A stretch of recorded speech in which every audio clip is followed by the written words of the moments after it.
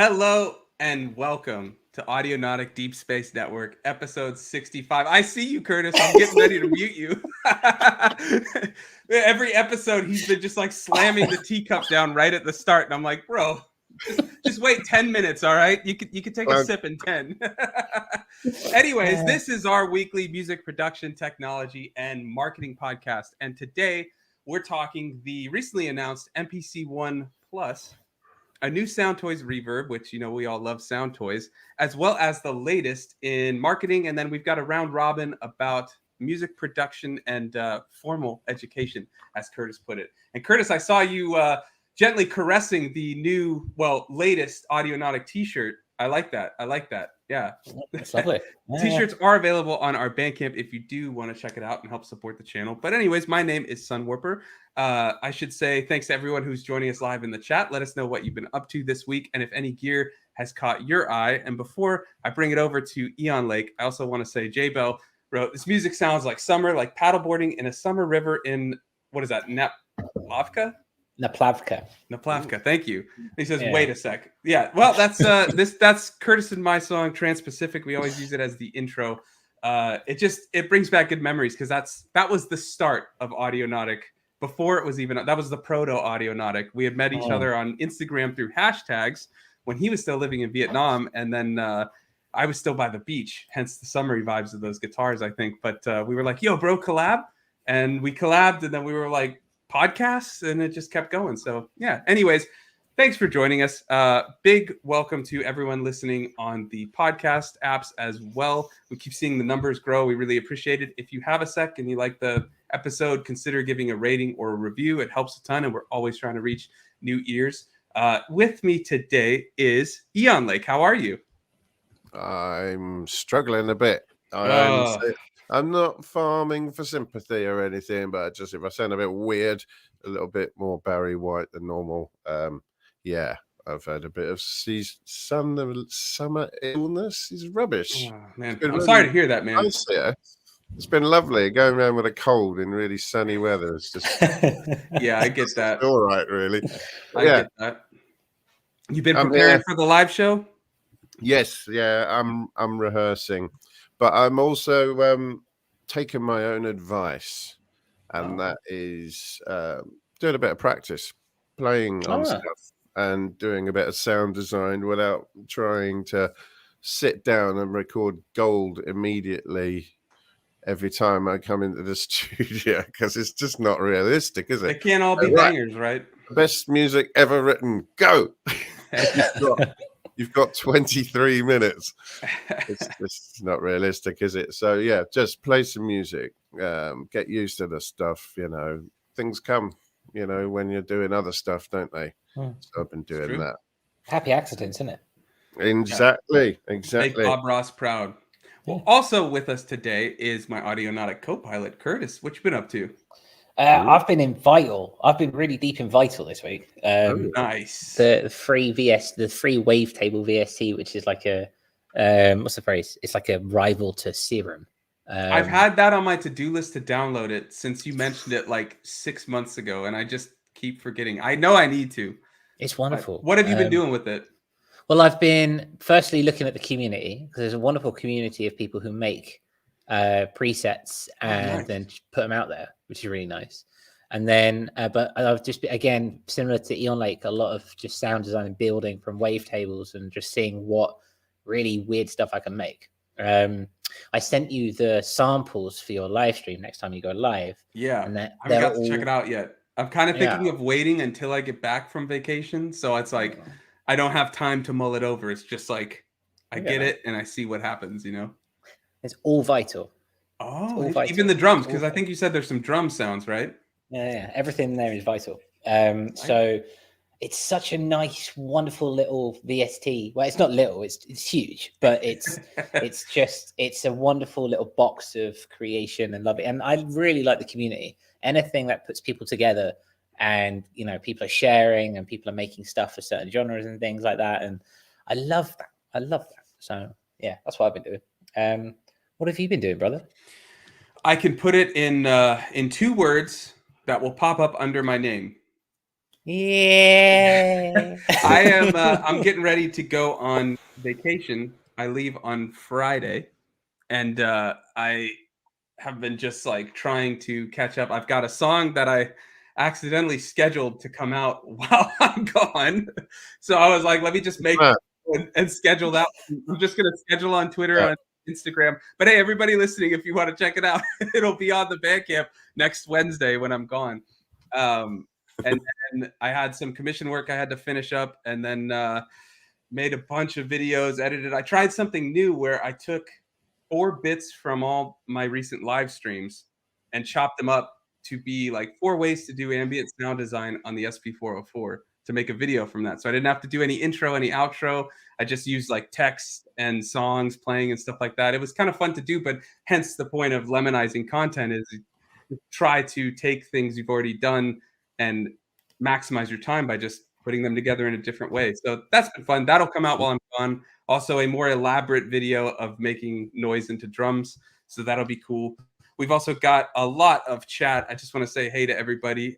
We've got Bendu in the chat. He says, hello all. What's going on, Bendu? What have you been up to?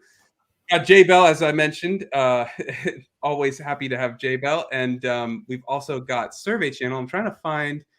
Oh, yeah, here we go. He says we should do a countdown to the countdown next time. And I was saying, I mean, but then would that mean at some point we'd need a countdown to the countdown for the countdown? And then where does it end? Because I feel like well, then you just have a countdown for the countdown for the countdown. But then would you do a countdown for the countdown for the countdown of the countdown? You know what I mean? It just gets Howard's Lake's already sick. Like I don't need to make his brain just like explode. I just watched Indiana Jones, Raiders of the Lost Ark, and we don't need. Yeah. What if I just made a video with the 2 minute? What if I just made a video and it just had the 2 minute and it just stayed there and then it just didn't count? Perpetual 2 minutes. Yeah. Yeah. I mean, we could do that. It could be interesting. Abby says countdowns all the way down. Yeah. There we go. There we go. 2 minutes until the next 2 minutes. Yeah. It's all good. So we have a jam-packed show today. A lot going on. New Year, as always. Some has done a little one.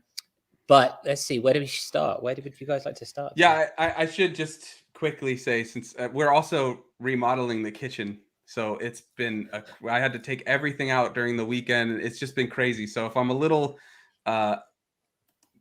what's it called? Out of it when we're talking about things this week. That's why. It's been an interesting week. Let's put it that way. We're in turmoil. Yeah, quite the bit of turmoil, but we're getting through it.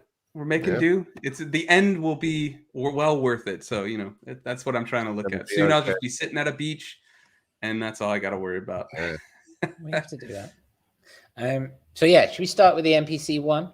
Yes, let's do it. Yeah. I love that. Red one standing. That's good. Thank you. This is the news. This is coming out of Akai, brand new MPC One Plus. Some more people brought this to the table. What the dickens is going on here? Yeah, so this is more. I mean, I guess the best comparison I could give is something like in the middle of a console generation for video games, they release like a slightly upgraded version of the console. Like when the Xbox One and PS4 came out, they did the PS4 Pro and the Xbox One X, not the Series X, but the One X. And it just slightly kind of bumped up a few things, but it didn't change the landscape drastically or anything. And that's kind of what this is. It's the MPC One Plus. It adds Wi-Fi and Bluetooth, which the one did not have. It was all Ethernet, I guess. And then I guess they up the storage and also the amount you can use of the internal storage. And not a lot beyond that has changed besides it's now red.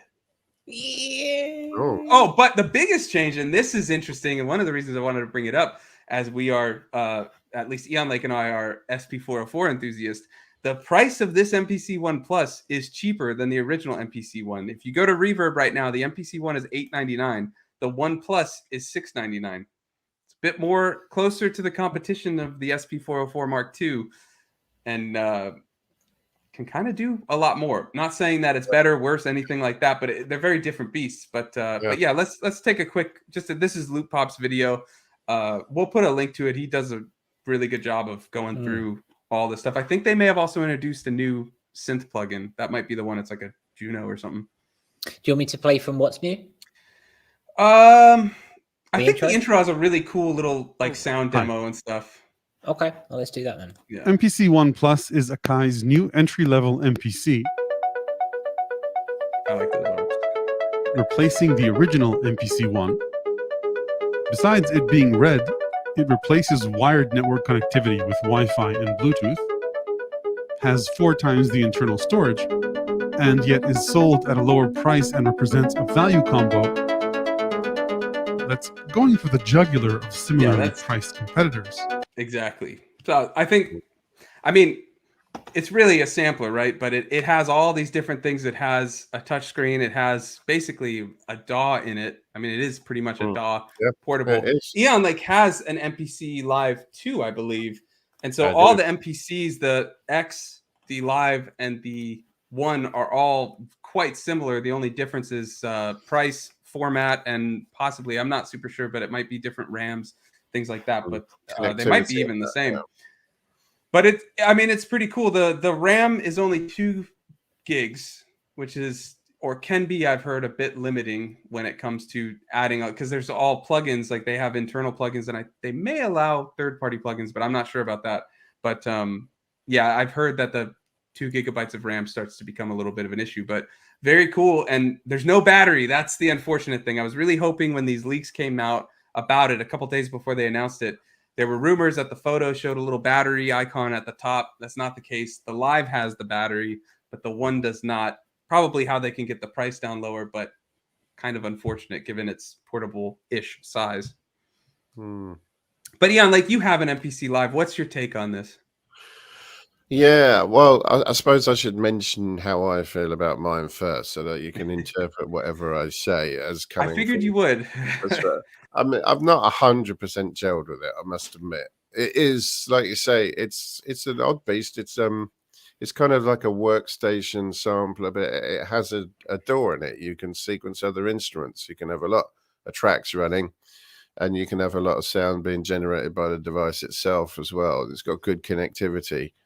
On paper, a really good idea. I just don't seem to have gelled with it a lot personally, and that could just be a personal thing. So for this new one, looking at the old MPC One, it's a small little box. It's a really neat little size. There's a lot going on in it, but it had wired networking and no battery. It just seemed a bit stupid. It's a little box, looks portable, but you need a network cable and a power supply. It just seems a bit stupid. They fixed one of those problems, clearly, but didn't fix the other. It seems a little odd to me. I really like the look of it, and I like the idea of it. I just, I think it could, like you say, be a bit limiting depending on how you're going to use it. I think if you're clever with it, you've got one of these boxes, it's an opportunity to not use a computer if that's something that appeals to you.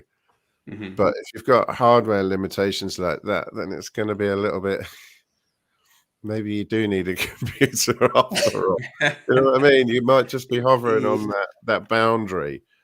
I think if you're working with samples a lot, that doesn't necessarily become an issue, right? But when you start adding plugins and things like that, it may become an issue. And they're very much about sound packs and, sampling and plugins. And don't forget, obviously, they've all got channels, and you put effects on those channels as well.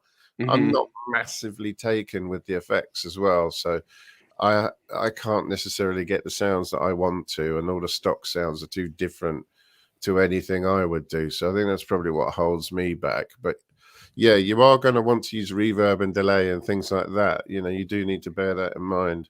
And I do like, though, that the MPC has per track effects and things like that, which is quite different from the SP. So it makes a little bit of handy. Yeah, it does. And I mean, the workflows are very different. The MPC One and now One Plus have a lot more buttons and things like that compared to the Live, which is a lot more expensive too. So there's like these drawbacks, like pros and cons to all the different MPCs and things like that. The MPC One pads are a lot smaller. Yeah, that you could amalgamate all of that into the ultimate thing. If you could take the pros from all of them and put them in the same box, you'd be cooking. I really like the look of the live. Like MPC's caught my eye recently, and I really would love at some point to get a vintage. Not necessarily vintage, but like an MPC 2000 or something like that, just for fun. But I don't know, like the current MPC workflow being almost a DAW. Well, it seems very appealing. Is kind of like the antithesis of what I want from a box. But I can understand it. I can understand it, and like the idea of having that as a sort of portable thing makes a lot of sense. But yeah, I mean, when I need like a touch screen and things like that, I'll use Koala and then just throw it into the SP if I'm doing that sort of DAW-less thing. Couple bits of chat. Survey Channel says want. Are you looking for the MPC? The one, either the one or the live? Let us know, Survey Channel. And Hydro Fighter is in the chat. What's going on? Yeah. We've already got an Audionautic asking, so he already answered. Said all good. Yeah, so everything's good. Happy to have you here, Curtis. What's your take on the MPC?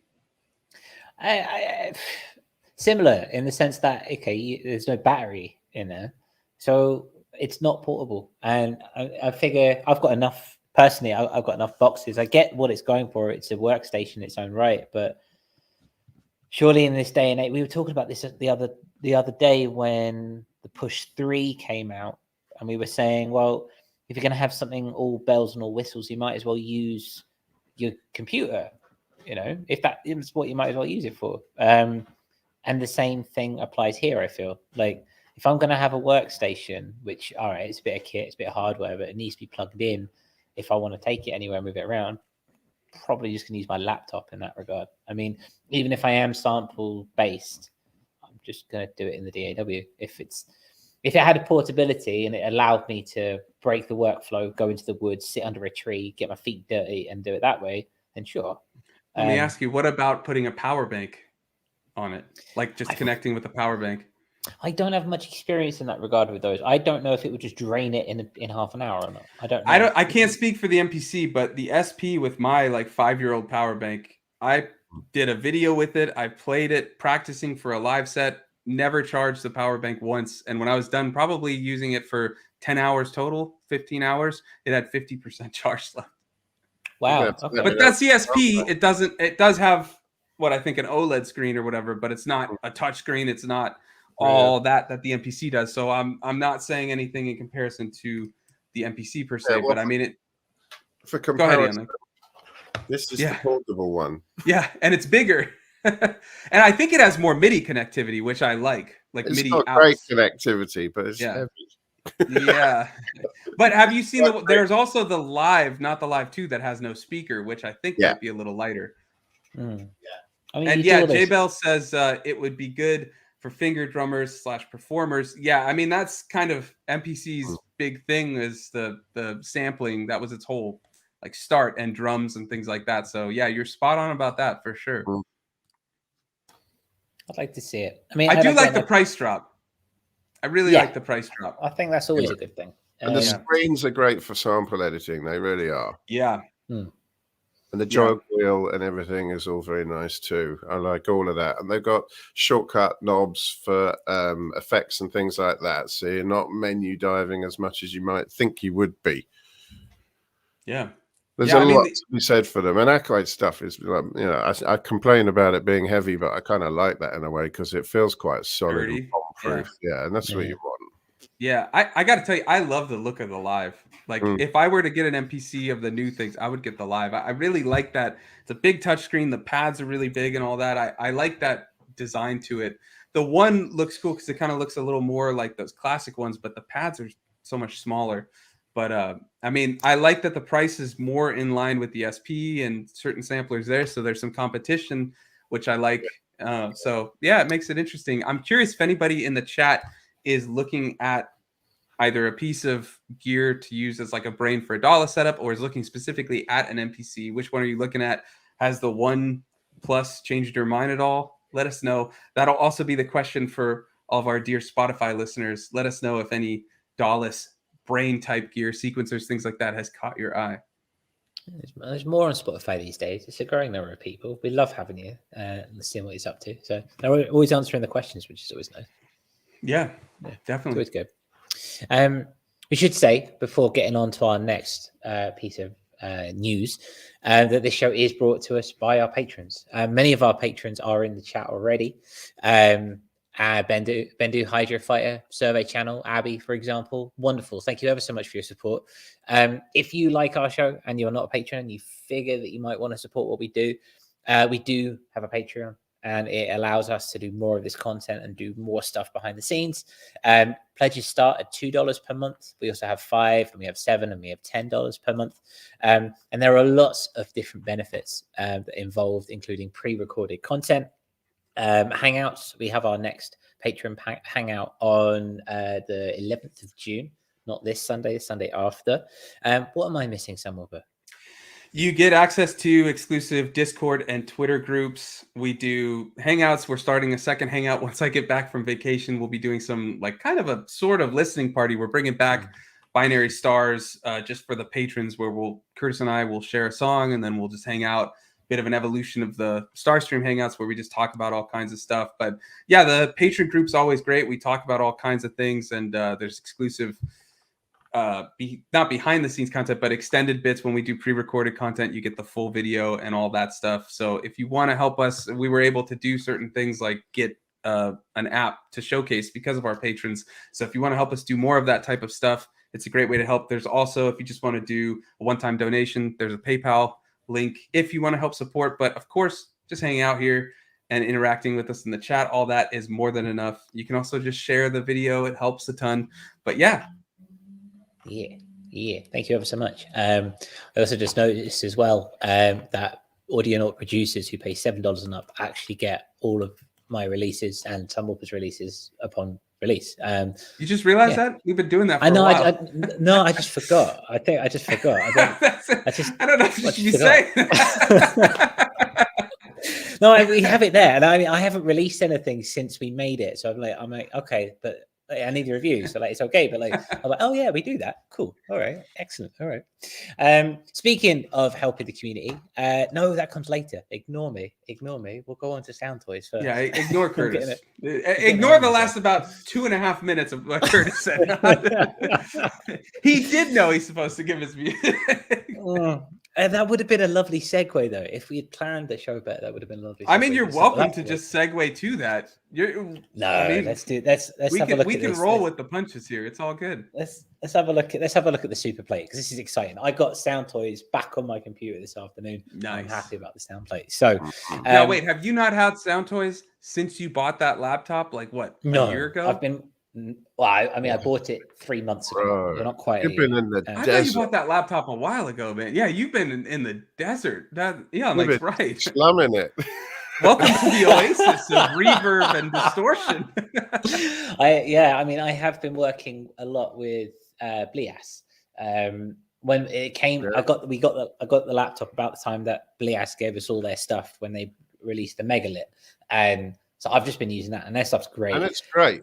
But what's better than that is Bliss and Soundtoys. Yes, Bliss and Soundtoys. I still have to download the Bliss stuff on the new computer, but I haven't had it for more than 3 months. I just got it, so I can. But yeah, no, I'm looking forward. Obviously, I'm live streaming this evening after the show, and there's going to be lots and lots and lots of Soundtoys on that. I can't wait. It's going to be awesome. So yeah, Decapitator for the win, man. Decapitator. Every time, without fail, on everything. What's the one that is it Devil Lock? That's just crazy. I've been using that a lot. That's awesome. I love that on a bus channel. You just oh man, I remember I had to do some heavy distorted sine wave sounds, and I saw that Mick Gordon from the Doom soundtrack was doing. He made buses of distortion for sine wave signals, and I did that with Devil Lock, and it went mental, as you would say. Can you imagine? The universe collapses or the apocalypse happens, and there's a wasteland. And someone stumbles across the AI singularity. And they pull it out, and they hear the last minute and a half of you talking about that completely out of context about what we do. And just imagine that. Imagine the cacophony of confusion among their existence.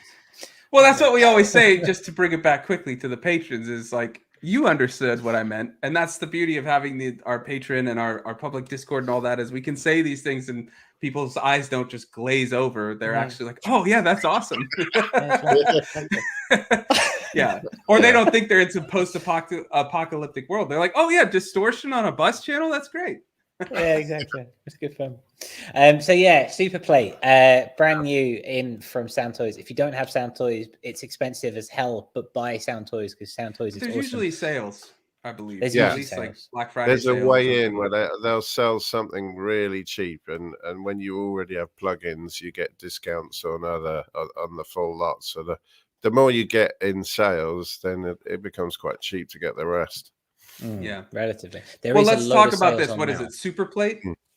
Yeah, it's on sale now. Actually, I'm just checking the Soundtoys site as we go. But yes, Superplate is well, it's a plate reverb effect, and it has infinite decay time, built-in delay, modulation controls, EQ, and everything like that. We have a vocal sample here. Would you like me to play it? Yes. Yeah. Let's put that through.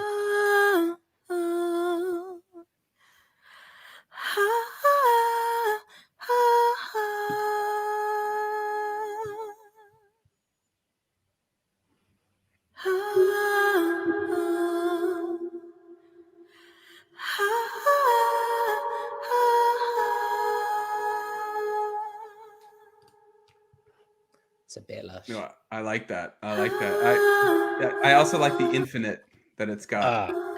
Yes. Let me get through. Oh, they're highlight. Let me go back.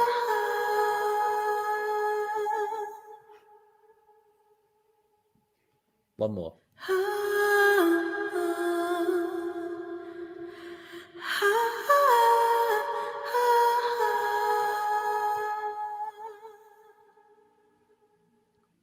Yeah, I like it. We'll leave it. I like it. Just Lush. such versatility from like just putting someone in a little room to making it massive, you know. And then you guys were talking about the infinite decay just before we went live. I don't know much about that, so I'll leave that to you. But before I do, just the notion of just how, like you say, how lush it is and how real it sounds and how everything comes together. It is, and it's one of those where you pay for what you get. Like it's like if you buy hardware reverb, you pay for what you get, and then this just buy it. It's good. What's it going for right now? Currently on the Soundtoys website, you can get it it's on sale for $79. Usually it's $149. And is there, I don't know if you see it, but is there an update path? Like if you own Soundtoys, what is it? Soundtoys 5? Yeah, you get 40% off if you have everything already. So so you could add it through. So yeah, like Ionic was saying, if you've got Soundtoys already, you can get these pathways which are a bit cheaper to get through. So yeah, buy it. It's good fun. Also, sign the in effect for your price sort of thing, isn't it? Sign in to see what it would cost you. Yeah. Mm-hmm. Yeah. But yeah, I'll put the link in the chat so people can flick to it after the show, because it's always exciting, and we've got summer sales coming up too, so we're getting close to it. So you know, if would people be down for that? There you go. Thank you. I wonder if people would be down for that, but anyway, I'll leave it. I've talked a lot, so I'll leave it to someone to carry on. Down for what? What's down the for question? Getting it? Oh, I mean, if I had the budget at the moment, definitely. Looks great. I like that it has both high and low pass filter, because I believe the little plate only has low. Correct me if I'm wrong, but I think you can only cut out the low end on the little plate. Yeah. High pass, yeah. I always flip. But yeah. So I like that it has that. I like that it's got multiple different reverb sounds and things like that. Yeah, I mean, as of now, I haven't been using little plate. I use other Soundtoys, but when I need reverb, I mean, I go for either the Chroma Verb, which is not what you were expecting me to say, right? No, well, not at all. Yeah, I go for the Chroma Verb, which is a built-in Logic one, or the one that you were expecting me to say, super massive. Those lush ones, yeah. There we go. There it is. Yeah, if I need like room or impulse response, I go with either the Space Designer from Logic or the Chroma Verb, and then when I want to go just like drones or things like that. But this with that infinite thing could be really cool. Yeah, like you were talking about the infinite before we went live. You care to shed some light on it? Yes, I sometimes use excessively long reverbs in my music. You'll be amazed to hear. And yeah, I've been using their little plate for a long time because it sounds really good. I'm very fussy about reverbs. I think a lot of them sound crap, basically. And that includes some studio classics that I never really could. I just don't like it when they sound artificial and crap. Little Plate's one I really like, and this looks like they've got like an Echo Boy Junior and then the full Echo Boy, and this looks like the full plate version of the Little Plate. Little Plate sounds great. Yeah. It's got a high pass filter. You can get really long reverb times out of it, and you can filter out all the mud if you need to. And this looks like it's the same again, but several different engines replicating classic gear and just more control. So it's like more of the same, more flexible, and it sounds really good for that type of thing. I would definitely like to get it. I might have to hold off a little bit until there's a bit more money, but for like 60 minutes. Didn't you just buy a synth or something? Like, didn't last week you were like, I bought a synth? yeah, I've got my Devilfish style 303. Yeah. There you go. So yeah, I mean, I've got a plate reverb for now, but at some point I will probably get it. Yeah, it might be a few months, but yeah. Also, a quick PSA, Curtis, if you could just check your Curtis email, I forwarded you something. Soundtoys also sent an email that they've updated Soundtoys 5. It's the 5.4.1 update. Fixes bugs where some VST3 plugins could recall incorrectly, fixes CPU spiking that could occur in Bitwig, fixes graphics drawing issues in bypass effects racks plugins, fixes individual Superplate installer on Windows, and let's see, fixes issue where VST3 plugins had the wrong window size with Studio One. Also, ability to use Superplate in the effects rack, new effects rack factory presets, and then updated high-res graphics and text for most plugins. Here's quickly the email. That's funny because Little Plate's the only one you can't use in the effect rack, isn't it? Everything else works. You know, I never use the effects rack, so I can't say. But it is cool that Superplate. I think you're right. I actually really like how you described, because I wasn't thinking that, but the Little Plate and the Superplate, it does remind me of the Echo Boy Junior and the Echo Boy, and I think there's like a Devil Lock Junior, a little Radiator, and then Radiator. So I like that they're kind of continuing that trend and adding much more with the Superplate. Yeah, I love Little Plate, so it seems like Superplate would be the way to go if you want to expand on that. I'm curious if anybody in the chat uses Little Plate or uses Soundtoys and is looking to get Superplate or upgrade to Superplate from Little Plate, you know, however you want to call it. But yeah. It'd be nice to see. They are truly one of those plugins that they're not cheap, but they are fantastic. So it's good to see that they're bringing out more guns, so to speak, which is nice. Okay. Bringing out more plates. Yeah. Plate them up. There you go. Our final piece of news is another kind of public service announcement in a way. I got an email through, I got a message on Twitter, actually, which I suppose is basically the same thing, from Martin, who is a guy who runs an internet radio station called Radio Dark Tunnel, sorry. If you are in the community and you know who he is, I mean, I'm sure that you've seen that yours or other people's tracks popping up in these automated tweets where you can see the artist, you can see the release, you can see the album. And it's a fantastic way to get played, and it's a fantastic way in which to get some exposure, specifically at the offset of on your musical journey. There's a few of these. Radio Dark Tunnel and Radio TSFC in particular. Ollie runs that one over there. So they hit, short story long, they hit me up the other day to say that the piece of software that they use to automate their tweets is actually being taken down, or is being put behind a paywall, basically. Now, these guys put out these guys put out, say 60, 70, 80 tweets an hour. And like I say, they are always giving links back to the Bandcamp. So if you appreciate what's being played, you can go and buy the stuff.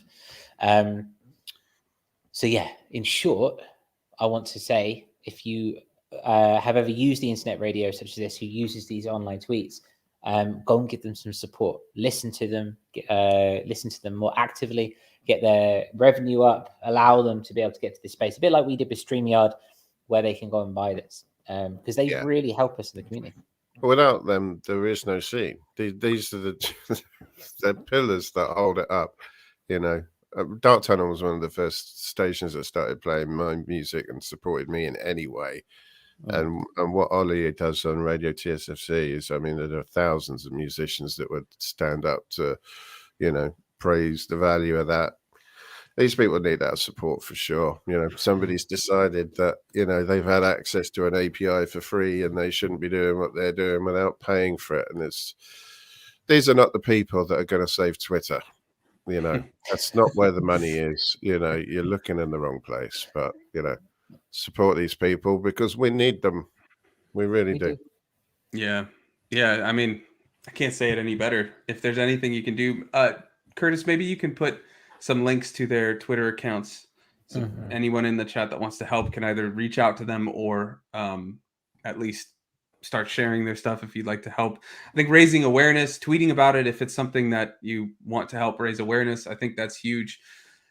Tag them, things like that. Yeah, I mean, it's a shame. It really is, because that's the way together we grow, right? That's what we always say here. And it's a shame to see something get locked behind a paywall. That was free. It'd be nice at least if they would do some sort of, and maybe I just don't know that if there is, but it sounds like there isn't some, like, you can do X amount, like not an unreasonable, like you can do 9 if you were doing 70, but like, let's say 25 or something, and maybe you just work around that. But I mean, I'm not saying it's right that it's doing. I'm just saying it'd be nice if there was some middle ground, but that's not typically how things work. So yeah, if you want to help support these radio stations, we've got their links. I'm going to share them really quickly in the video. We've got, which one's that? Radio Dark Tunnel. Yeah. And then this is Radio TFSC. Follow them, share their stuff if you want to help. Contact them, see if there's anything you can do. Yeah. There's not much more on that. It's just, they exist. They're in trouble. Let's help them. I love popping out, and I've found out so many different people and different artists outside. I mean, I'm not usually on Twitter, but if I am on Twitter, it's usually because especially Ollie or Martin, have gone and posted something. It's like, that's new. That's cool. That's all right. That is done with the news for today. If we have missed anything, if there is anything that has piqued your interest, please let us know. We'll put it in for future shows. In the Discord is a great place to hang out and tell us all about that nerdy stuff that we'd love to talk about.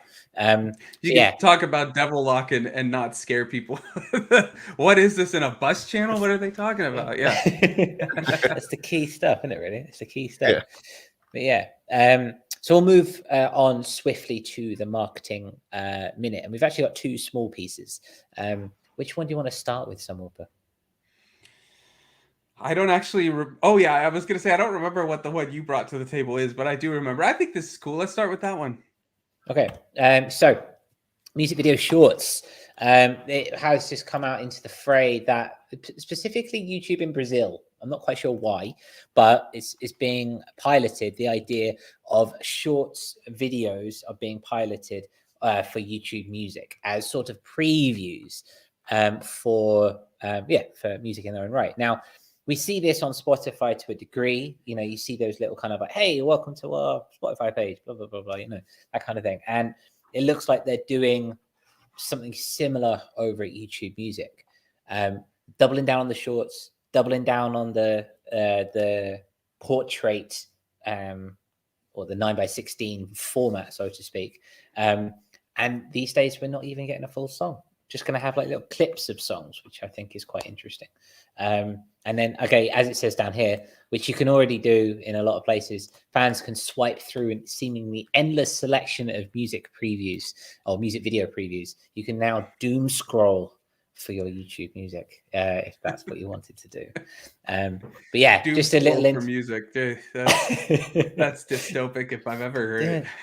Doom scroll for doom metal, yo. Yeah, I mean that's not so gloomy. But yeah, just wanted to bring to attention. It's just another way to show that they might. Do they have an example of it on this article? Not here. No. I'd be curious to see what exactly, like, because just knowing, I mean, Ian, like, I think you have a YouTube page, but Curtis, you have a YouTube page with shorts. I have a YouTube page. I think we've all connected to our artist page, which I do recommend for everyone that has a YouTube page. Do connect to the YouTube artist page that you have. If you put music through DistroKid, things like that, there will be a artist account that you can link to. But when you get plays and things like that, I'm curious if that's what it is, or is it making now shorts of the music? Because anytime you put a song through, let's say DistroKid, YouTube will create a generic page or video, which is just the artwork for that. And I'm curious if now they're also going to be making shorts, but will you have access to change the visuals because it's supposedly a shorter interactive thing? I'm just curious what it exactly is doing. But yeah, as this post that you're sharing says, everything now is TikTok. It's like all these different things are becoming this singularity of visualizers. I kind of like the idea of having visuals to music. I don't think it should be forced, though. The music doesn't have to have a visual aspect, but a lot of artists that I listen to do have a very strong visual persona or aspect. And so I like the idea that you can put these together. And like Canvases on Spotify, there's certain playlists you can just, or like your release radar, you can scroll through it.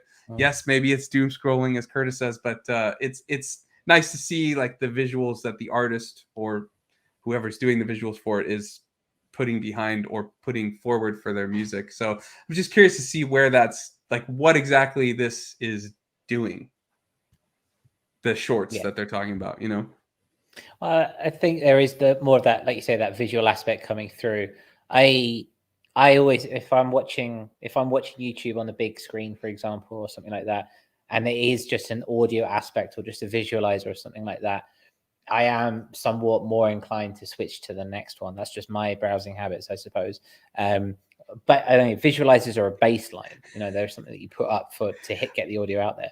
But I'm not laughing at you. I was laughing at Ian Lake's shocked face. He was doing the surprised Pikachu. Care to do that again, Ian Lake? I got you. There we go. Yeah. I'm sorry, Curtis. I didn't mean to cut you off, but I did want to. I know we're all surprised about that, right? It's just true, and especially Gen Z. Especially Gen Z have got the attention span of a gnat. You've got to keep people hooked. You've got to keep people going. So. I like that you just summarize a whole generation in 2 words or something. Well, yeah. I work with enough of them.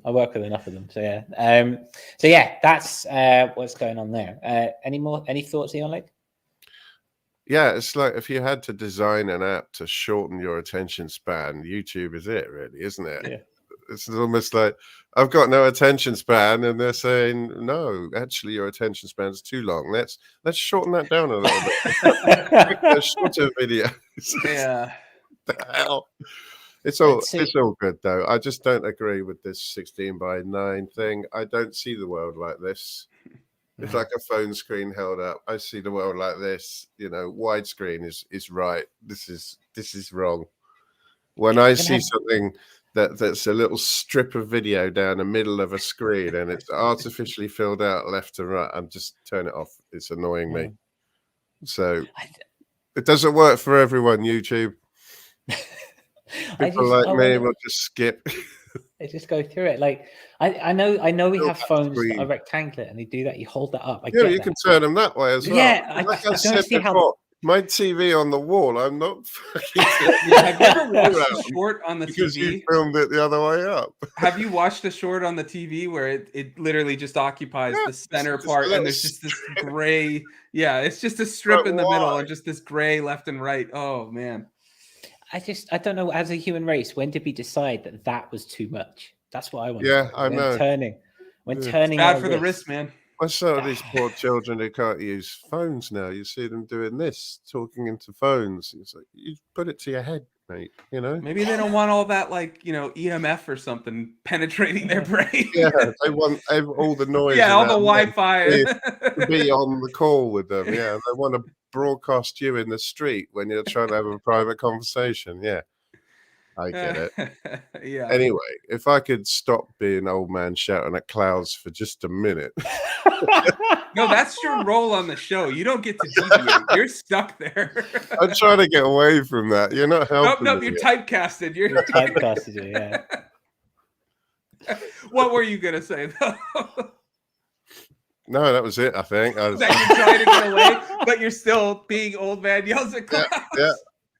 All right. Well, I appreciate that you're at least recognizing it and trying to change, despite your actions not showing any change. Yeah, that's right. Well, I know what my problem is. Can you say the same? I suppose, right, in that vein of the portrait video, we do have some news that a slight glimmer of hope, maybe. A slight glimmer of hope, I don't know. I don't have to end it all. Okay. Yeah, know the rules to break the rules. This is not supposed to be some sort of boast or anything like that. It was just something I found very interesting, and you all know I love to share the anecdotal evidence that I find and stuff. So before last Audionautics episode, I made that video with the noise making app, and so I made a literal short and reel of part of the video. It was maybe 25 seconds, something like that. And I did not have time before the episode started to do all the cropping, do the keyframes, switch between the SP when I'm using that, go to the iPad when I'm using that. So I just kept it a 16:9 video posted in the shorts and the reels. And the short was actually a downloaded version of the TikTok video. So it had a TikTok watermark. So anybody that's been watching the show is probably realizing multiple red flags of supposed what not to do when you're posting to shorts and to reels. A watermark from a opposing or competing social media platform, 16:9, not changed. So it's just taking up a small center part, but horizontally, not vertically. And it went crazy. The Instagram post, I tagged Audionaut. So Curtis, you can actually share the Audionautic Instagram if you don't mind really quick. It's got like 13,000 views. Got some follows. I would assume Audionautic got some follows too on there because it was one of those where I connected it to Audionautic and Sunwarper's Instagram. So it went crazy on there. And then the YouTube short that had the TikTok watermark just went to like 1,500 views or something like that. So not crazy amount, but abnormally high for me. So my point is, if you don't like all of these rules that Eon Lake was complaining about, and I'm not singling you out, Eon Lake, I'm just saying all these things like it's a portrait, you have to change the way you're filming, do all this type of stuff. Just don't do it. Just post. You never know what's going to happen. That's the best part, is that it could still do well or something. You don't, and that's why Curtis had the the overlay. I'm going to put it back on while you're looking. Where is it? Know the rules to break the rules. So do know them. I try to conform to all of these things, 9:16 and things like that. But if you have a video that you like, or you don't feel like you want to compromise its perspective or something like that, just go for it. Any post is better than no post. Yeah, any post is better than no post. Maybe do you have that Insta, Curtis? Some little sub-routine, some punk detection thing where it's like, this guy's not following the rules. He's crazy. Let's see. Yeah, maybe. I don't know. From sort of 1984, you end up in room 104 or something like that. I can't. It won't let me post. It won't let me show the Instagram on the computer here for some peculiar reason. It says the page is not available. I do hope we have not been hacked and blocked. That would be a shame. Let me check. My phone is over there, so I can't check right now. It's on charge. But no, we're still there. We're still there. Okay. Let me just. This will be a poor man's thing, but. Let me see if you can. I can single it.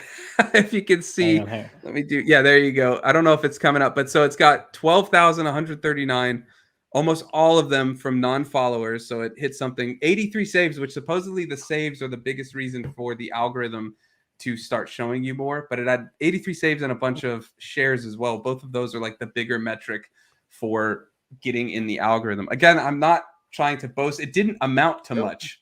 That's the funny thing. Breaking though. I mean, for posting that's the key thing. Watermark video on YouTube, you would not expect that. Yeah, and again, I'm not trying to brag. The video, getting a bunch of views means nothing. So it's not like it's amazing, but it just goes to show that you can deviate from these rules. You can break them and be fine. So if you don't like this kind of stuff, just don't worry about it, because you never know what'll happen. That's the moral of the story. And we also got David in the chat. He says, "Hey everyone, David, how are you? What's going on?" It's nice to see you, man. I've been watching ATF Stripe's YouTube channel quite a bit in the last couple of days. There's a lot of really interesting stuff there. You click on one video and that turns into others, loops, there's jams, there's tutorials. It's a really good space. I like it a lot. He also says he's getting interested in the MPC One Plus. Very interested. Yeah. The one thing I find, as from a DAWless perspective, I believe it still only has the one MIDI in and MIDI out compared to the MPC Live, which has multiple MIDI outs, I believe. I like having multiple MIDI, and I know, David, you pretty much exclusively use a DAWless setup. So how are you looking into incorporating it into your setup? More as just like a sampler on the side or as a brain? Let us know. I'm curious. This is what I like to hear with DAWless setups. Like, how are you planning to incorporate things? Right. Yeah. Ableton Link. Oh, interesting. Up. Maybe side by side. Yeah, like a hybrid set. I feel like the future is hybrid. I've been loving connecting the SP with the computer with just one cable, powering it, all that, and you can sync it. You can do all that. It's pretty cool. So I get that. Yeah, he says wireless MIDI. Interesting. Are you concerned at all about latency there? Be nice to see. I think the future is hybrid, isn't it? I mean, singularity. People are worried about anything about AI taking over. No, just become one with AI. And then, well, don't forget what I was telling you when I was doing AI replace in a photo, and I was trying to. It was supposed to be a distant mountain, but the photo was like all these jagged spikes instead of mountains. So I did a little AI replace with an app and said the prompt was distant mountains, right? So it comes up with 4 options you can choose from. 3 of them were these nice little mountains, that looked pretty good. And one of them was just a smudge of black, like a black circle that just had text saying Dissent, DSSNT mountains. I was like, that's the one. I want that one. Yeah. We got a few more. Yeah. A few more generations before they come for us, really. As long as they're thinking distant mountains can be translated to just text of distant mountains, I think we're all right for a little bit at least. I mean, I've already got my battle plan. I'm just gonna, when they come up to me, I'm just gonna give them loads of pictures of hands and fingers, and they can't replicate it for shit. Yeah, that's always the giveaway: the fingers and hands on AI images. You can see they're so wonky. I'm going to set up a rival market in organic unintelligence. Just blobs. It's not artificial, it's real, and it's not clever. There you go. I like that. Well, speaking of cleverness or not, we move swiftly to our round robin. If you are a patron and you want to get involved in this conversation, the StreamYard link is in the Audionautics Twitter group chat. And on the Patreon. And on the Patreon as well. Yeah, very good. The round robin, for anyone who is new to the show, which a lot of people on Spotify and YouTube David, wait, real quick, David says mega realism. Distant mountains, Hyper real. Hyper realistic, our round robin is basically a topic of discussion. It is our point where we take a topic to do with music production or being the modern musician. We kind of just chew it over, share our ideas, and together come up with some other ideas which might help, might not, but then it's a sounding board basically. And this particular one comes directly out of the fact that I've been speaking to mainly a lot of kids this week, talking about where they're going to go in their careers. And the idea of going to university or college for our American audience, saying going and studying music production in a formal environment, akin to if you might go do, say, a history degree or a business degree or something like that. Is it worth going and doing a music production degree or a music production bachelor's, master's, or whatever? It's an interesting one. We have a ton of resources and a ton of ideas, and I know there are some people in the audience who have got that. I know there are some people who haven't got that. So I really want to kind of bring it to the table and see what people think. So, formal education in music production, Yay, nay, maybe? Who wants to kick us off this week? I can always talk, you know that. I think we should hear from Curtis first. Yeah, Curtis never goes first, and this is an interesting conversation. I'd be curious, especially if you were talking with people who are considering this path. What do you think on it? What's your take? Yeah. What have you been telling them? I come along the ideas of okay. So I'm talking with kids who that's all they want to do, right? And they don't want to do anything else. It's the only thing that they want to do. I do believe it's not entirely necessary. I do believe there has its advantage. There are some advantages to going to do it, which I'm pretty sure that you guys will come through later on, but I'm going to go with where I would do. I wouldn't do it. I don't think it's necessary. I think when it comes to music production skills and techniques, there's enough on YouTube and there's enough in the community. And there's enough there for you to find your way without having to sit down. I think if you are going to go do formal education, you need to do something that if your dream and passion of becoming a full-time musician doesn't work out, you need to do something to make sure you can pay the rent. That's my kind of like short and snappy kind of way forward. And I leave that there for now because I've seen that David is in the green room. I was waiting for you to finish, so I'd bring him in. He's setting up his camera, though, it looks like. So we'll wait. Wait, is he done? I think he might be done. Okay. Yeah, he's not. He's giving a nod. Yeah, all right. All right. David, what is going on? How are you? There we go. Yeah, I was watching your screen because we can see you in the green room, the back room. I was seeing the camera, just like I was like, I'm not gonna let him in yet. A, because Curtis is talking, but B, that looks a little nauseating. How are you? Good. Yeah, the volume. I use the phone for this just because that's where I got the link, and Twitter's hooked up to my phone. But anyways, long story short, yeah, I have you one didn't want to do 9x16. Yeah, and I got one of these cool little tripod, the flexi ones, for the little small ones. They're really great, but the volume thing was like too low, but it was already clamped in, and I was like, oh man, I gotta pull this thing off. It's like, don't let me in, don't let me in. I will say one thing. So on StreamYard, at least to the best of my knowledge, there's no way to actually control the volume of individual people. They have a setting where it supposedly normalizes all of the volumes. So yeah. Oh, good. When I look back, when I edit the videos before posting them, sometimes the volumes do vary a little bit, but it definitely seems like they've got compression or limiters kind of balancing things out. So don't worry too much about it. Yeah, I heard Adobe's got a new something in beta. I wish I could remember the name of it. Adobe something. But the concept is, again, if you heard about this, it basically takes relatively bad recordings and makes it sound pro mic level. Like Isotope RX or something? Yeah, I forgot the name. It's an Adobe one now. The guy just told me about it, and I know it's in beta. I'll try to remember. I'll send it. Yeah, all right. Well, But the whole idea is, in this case, I could maybe run it through it and sound like I've got a nice quality mic. Oh, I think I saw that on like Super Booth or something. I saw somebody, or no, it might have been Think Media was showing off that Adobe thing where they were talking on their phone and they changed it to the Adobe setting. It definitely made it sound better, but I mean, it definitely sounded like it was over compressed and like the highs were brought up quite a bit. But that was just through the phone watching it. But David, what's your take on the? Yeah, you need the lows, right? What's your take on this round robin? Do you think formal education for music production? What do you think? Is it necessary? I'm pro education, I guess. So, is it necessary? No, but could it put some discipline in the process? Yeah, maybe. I think the problem we know is that most of our education systems are always a little bit behind the curve. So depending on the program, but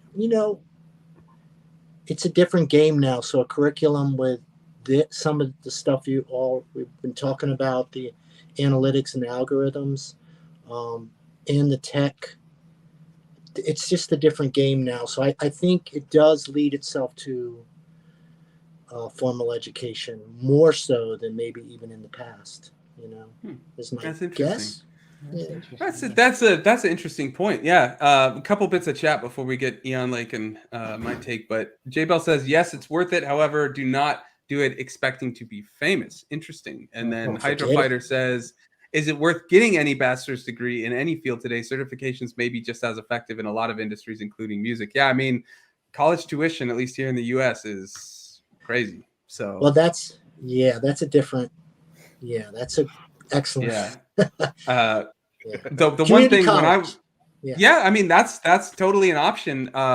The one thing when I was talking with Curtis about this, when we were planning it out in our weekly meet, I was saying, like, I went to Loyola Marymount in California, and they have a pretty good music production thing. And I was tempted. I really wanted to do music production for my bachelor's degree, but people talked me out of it. And I guess I was too impressionable at the time. And I was like, not sure if I wanted to do music at the time and things like that. So I didn't do it.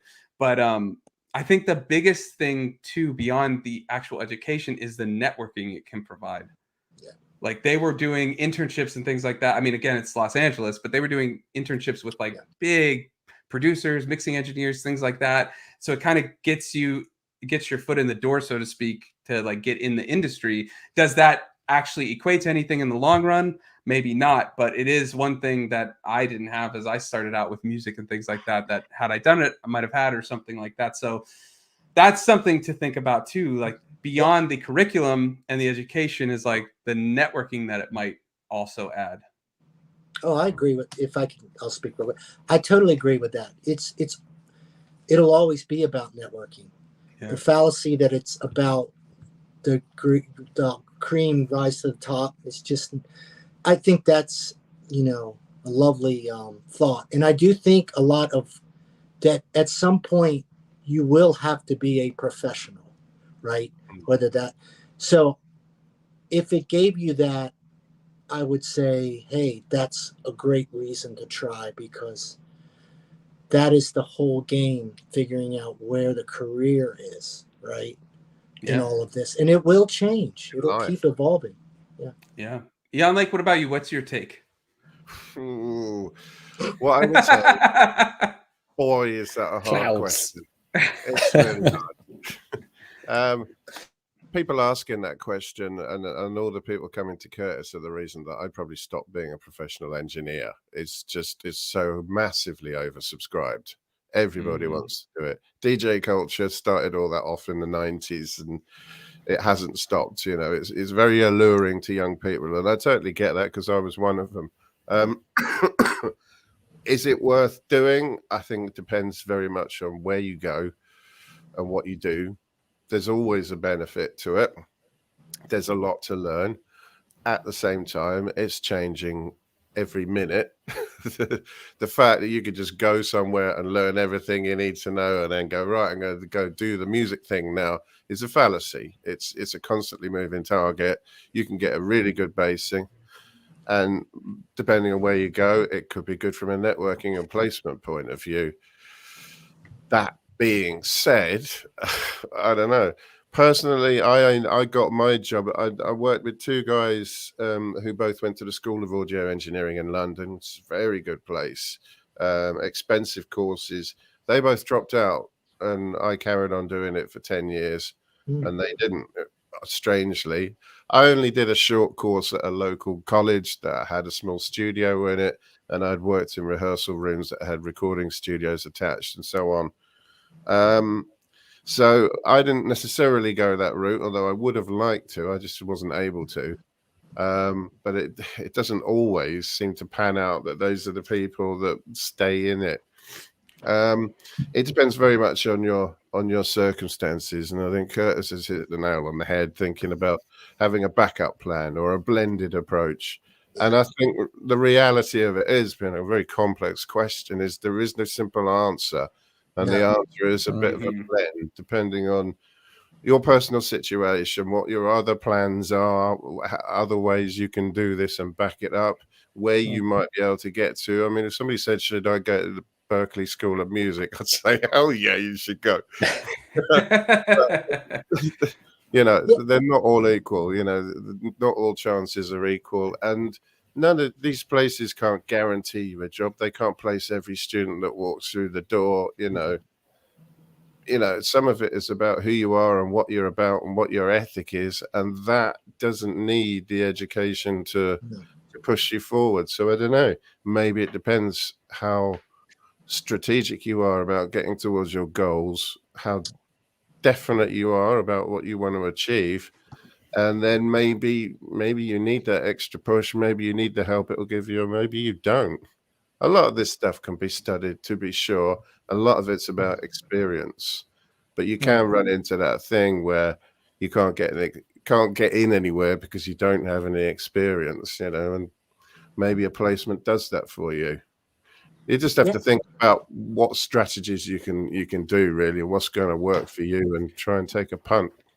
Yeah, it's all subjective for your own situation. What, David?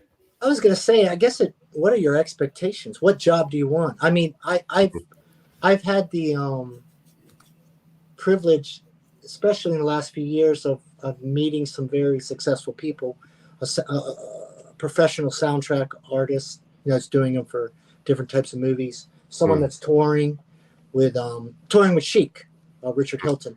If you've ever, he's been on Sonic Stage. He's done some chats. We're not friends personally, but I've listened to him speak a lot in social settings. I know people who were live, toured with bands as their live student engineers. I've known people that ended up at National Geographic running their sound. I think the question is, what are you trying to do? Because if you're going to tell me you just want to be you want to be the next Boards of Canada, then throw all this away. Everything we're talking about, I'm talking about a professional career in the industry, depending on what the industry decides it needs from you.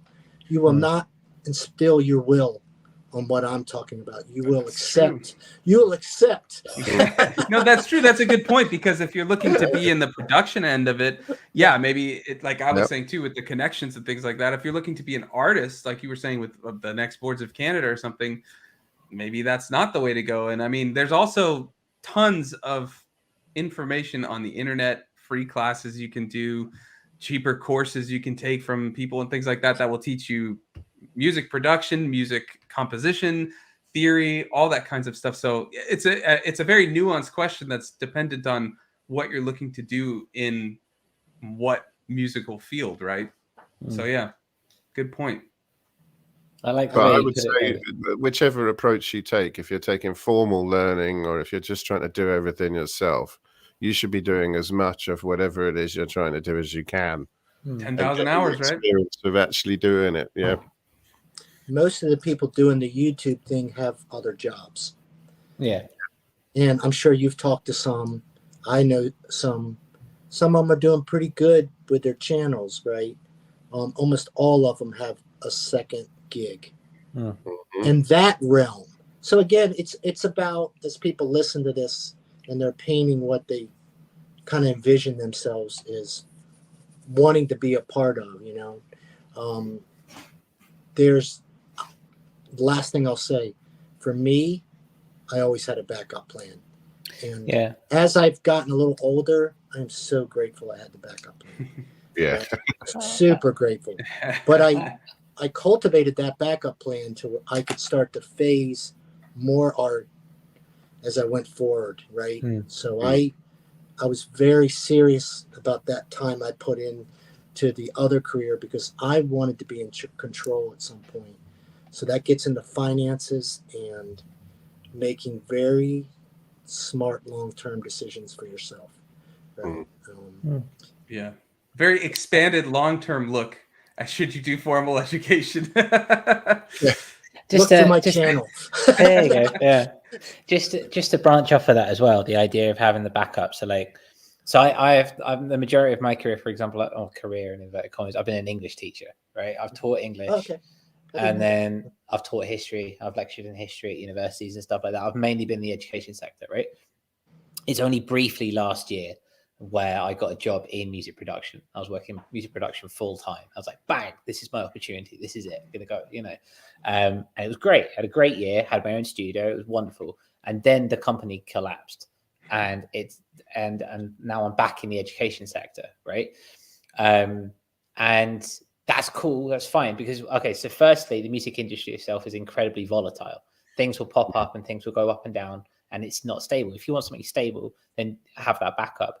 But also having that something which is not directly linked to the music you make is a very enriching experience. I'm a theatre tech now, so I'm a theatre techie. I run a theatre, and the practical knowledge of doing that on a day-to-day basis, not just the tech in itself, but the people skills and working and networking, talking to people itself. It's such an interesting experience, which then feeds my existence into this, and vice versa. And like, it's sometimes nice to step out of the music world and do something different and enrich your other side of your brain, perhaps, to then give it time to rest and feel through. If I'm sitting there teching a stage, I'm thinking about ADSN on Wednesday night, and it's like, cool, that kind of thing. So it's another way of doing it, I suppose. Very true. And it's the Rick Rubin effect, isn't it? I mean, if you do get anywhere in the music industry, you're going to be dealing with a lot of people. If you can get on with people, it's going to make quite a difference, really. It's not just about what you know, it's about what kind of person you are, whether or not you're flexible, whether or not you can make use of opportunities, whether or not you've got a rigid idea of what you want to do, or whether or not you'll be happy doing like broadcast sound, Foley, live sound, whatever. You need to think of as many different things you could possibly do to have as good a chance to be able to do some. You may need, this day and age, music's not really a job for life. You may need a portfolio career with different ways of earning money. Mm-hmm. Yeah, we'd like to know, anyone in the chat, what you guys think about anything that we've said or listening back. Feel free to let us know in the comments. It's a topic which keeps coming back, and people have very different, multifaceted ideas about it. And I think we kind of teased that out today, which has been really cool to see. You can look at this, coming in, getting in, like, what do you want to get out of your career? So if we've missed anything, please let us know. Yeah, J-Bell got you covered, Curtis. He says, you need to get involved in the industry, not just a degree. Look for projects and get out of the house. Yeah, get out of the house. And make sure to put a price on your time. Yeah, that's the key part.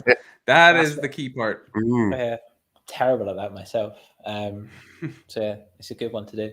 It's interesting, isn't it? Because you can price yourself out of a job, you can price yourself under a job, and then it's you got to do it. You got to do it. Yeah, definitely. Yeah. Well, I think that's the round robin. What do we have going on this week? Let's see, David. What do you got going on this week? Yeah. Musically, anything you want to share? Well, thank you, Curtis, for mentioning the YouTube videos. Definitely, I got LumaFusion and an iPad, and I just went gangbusters. But plus, I'm trying to do those hardware jams every week. Cool. Pretty cool. So I've been doing some of that because it's a little different discipline for me, which sounds ironic, doing hardware jams. It's a little looser. It's very tight. You gotta get to it, and you gotta do it all one take. You're not supposed to be doing any overdubbing. Mm-hmm. Let me tell you something. I was so tempted to throw a few overdubs in there. Yeah. And do it. So that's been really cool. I've been doing that. And then I think I was joking in the chat. Getting really fascinated with the MPC One, the new one. Price $700 US. And what I think you were mentioning is what it could offer me, which is a really flexible box that can connect to CV. Yep. It's got Ableton Link, which means now your iPad, I think one of the guys online showed it. I mean, the Ableton Link I've talked to some people that use it. It is tight. It is very good. I know there can be some live issues, but iPad in this thing, Ableton Link, and it's rock solid. No connections. So for me, that's like this little thing. I went, whoa, that might have been it. Of all the things you could have, and the CV stuff, right?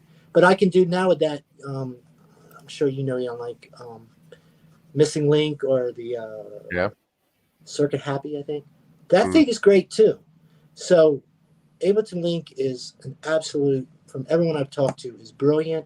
It's rock solid. And so, yeah, that was kind of, I looked at the product and what it was offering.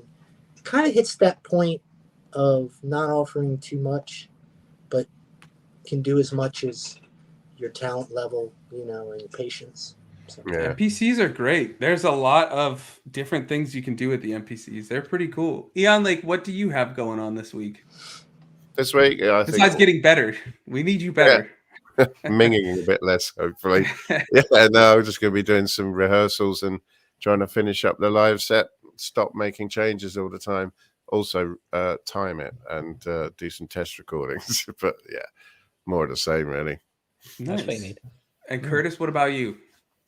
I've recently gone back to some of the live stream project files that I've been making, and we're getting to the stage now. There's a few that I kind of like. Not many up on, but but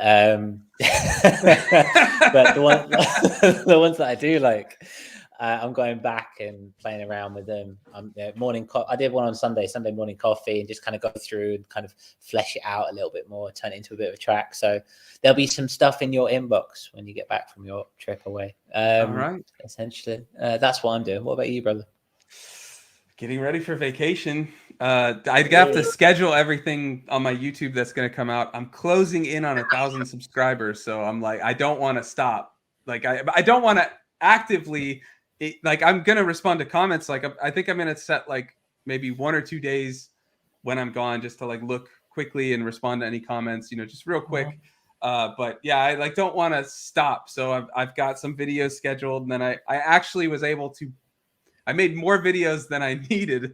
So I've got videos for when I come back. So I think what I'm going to do is the 2 videos while I'm gone, live stream the week I'm back with your samples, Curtis, and then get back to the videos that I have batched up. But haven't you got released as well while you're away? What's that? Oh, just one song's releasing, but then another one at the end of June. That was a commission thing. But I think it's, of all the songs I've written, I think this song at the end of June is like the one I've connected with the most.